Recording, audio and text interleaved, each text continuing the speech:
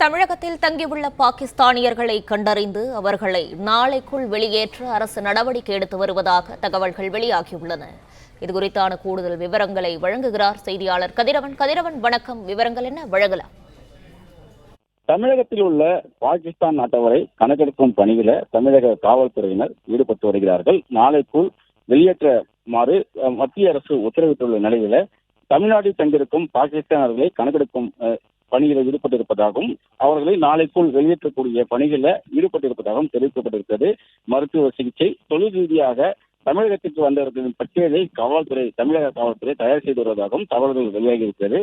குறிப்பாக காஷ்மீரில் தீவிரவாதிகள் நடத்திய கொடூர தாக்குதலில் சுற்றுலா பயணிகள் 26 நபர்கள் சுட்டுக் கொல்லப்பட்ட சம்பவம் நாடு முழுவதும் கடும் அதிர்ச்சி ஏற்படுத்தியிருக்கிறது.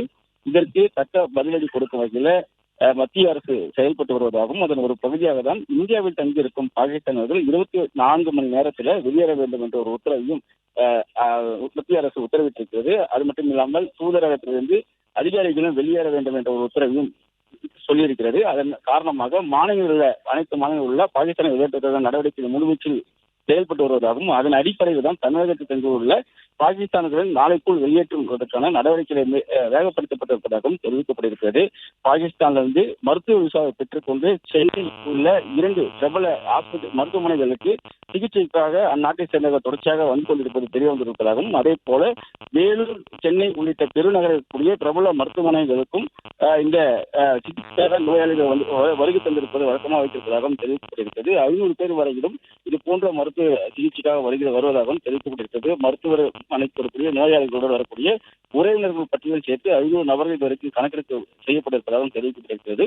அதே போல ஆட்டோமொபைல் வந்த தொழில் விஷயமாகவும் பாகிஸ்தானிலிருந்து பல தொழிலதிபர்கள் இந்தியாவுக்கு வருவதாகவும் இது போன்று டெல்லியில் உள்ள பாகிஸ்தானியர்கள் வருகை புரிவது தெரிய வந்திருப்பதாகவும் பஞ்சாப், ஹரியானா போன்ற மாநிலங்களிலும் பாகிஸ்தான் பெண் எடுப்பது, பெண் கொடுப்பது போன்ற திருமண பணியில் ஈடுபட்டு வருவதாகவும் தெரிவிக்கப்பட்டிருக்கிறது.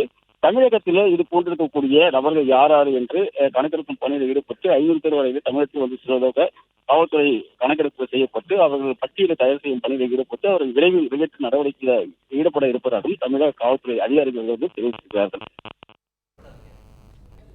விவரங்களுக்கு நன்றி கதிரவன்.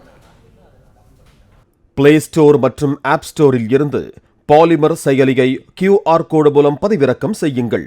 செய்திகளை உடனுக்குடன் பெறுங்கள்.